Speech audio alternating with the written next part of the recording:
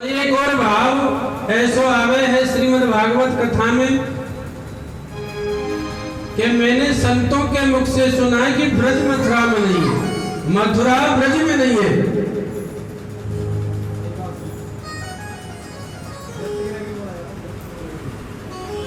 मथुरा जो है ब्रज में नहीं है। और जबकि भगवान ने मथुरा में जन्म लिया। मैं ये अपनी मर्जी से कुछ नहीं बता रहा, मैंने तो संतों से सुना है। जो संत मिले ना मैं मिल जाऊं, संत न मुझसे न्यारे, उधोजी मोई संत लगे अति प्यारे। और संतों की वाणी कभी झूठी नहीं हो सकती है। पर ऐसा आता है कि मथुरा जो है ब्रज में नहीं है। ब्रज में केवल वृंदावन है, गोकुल है, बरसाना है, गोवर्धन है, नंदगांव है, हर चीज ब्रज में है, पर मथुरा ब्रज में नहीं। मथुरा जो है दैत्यों की नगरी है। मथुरा जो है दैत्यों की नगरी है। जो दैत्य थे, दैत्य किनको बोलते? राक्षसों को बोलते। राक्षसों की नगरी है, क्योंकि जो कंस था वो राक्षस था। कंस जो था वो राक्षस था, इसलिए उसको कह दिया मथुरा तीन लोक से न्यारी। मथुरा तीन लोक से न्यारी। मथुरा तीन लोक से अलग है। मथुरा तीनों लोकों में नहीं आती है, इसलिए बोलते हैं कि मथुरा ब्रज से अलग है।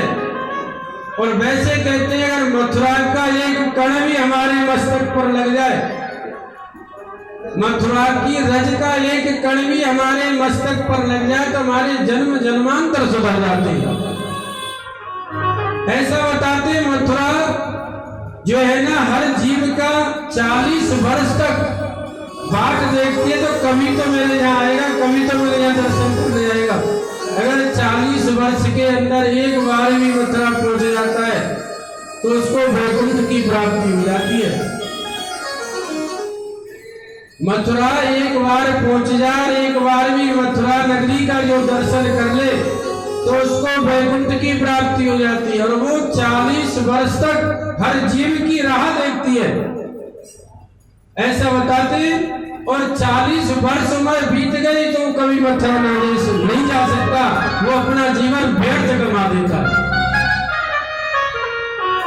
तो इसलिए कहते हैं अपने जीवन में एक बार संभाल लेना, एक बार मथुरा जरूर चले जाना अगर वैकुंठ चाहते हो तो।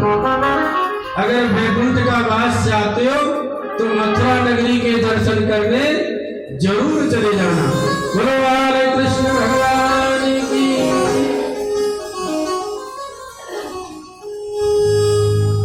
तो इसलिए श्री सुखदेव जी महाराज कहने लगे, जब पूतना अपना वेश बदल करके गई और अपना वेश बदल करके गोकुल में पहुंची,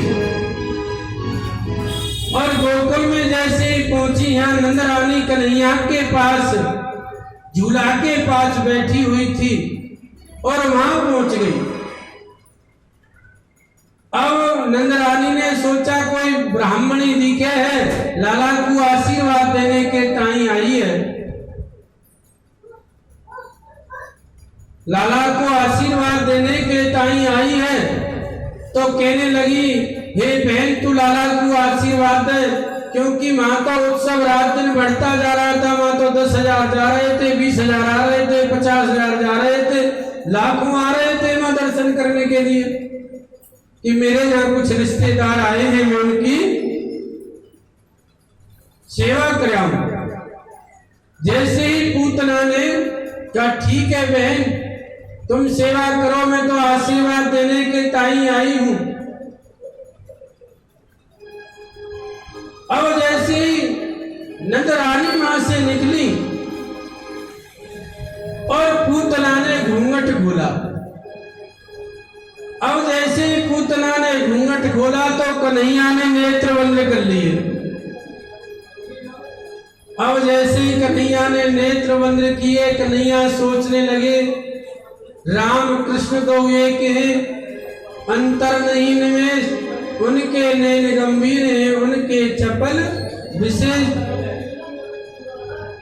हमारे दो ही जन्म व सबसे श्रेष्ठ हैं।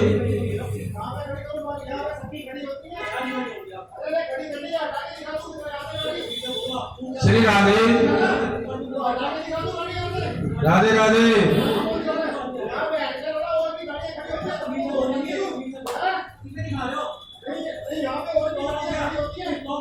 मेरो राधा रमन गिरधारी, गिरधारी श्याम बनवारी।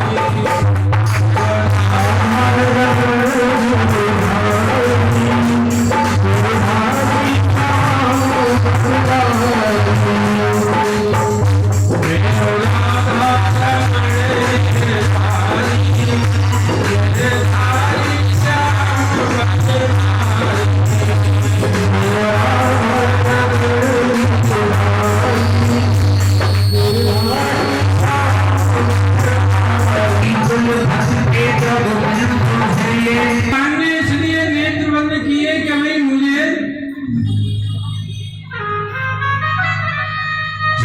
जन्म को हुए और पूतना मौसी जी पहले से मुझे जहर देने के लिए आई। अब भाई माखन मिश्री को मुझे मिला नहीं है, पहले से जहर देने के लिए आई।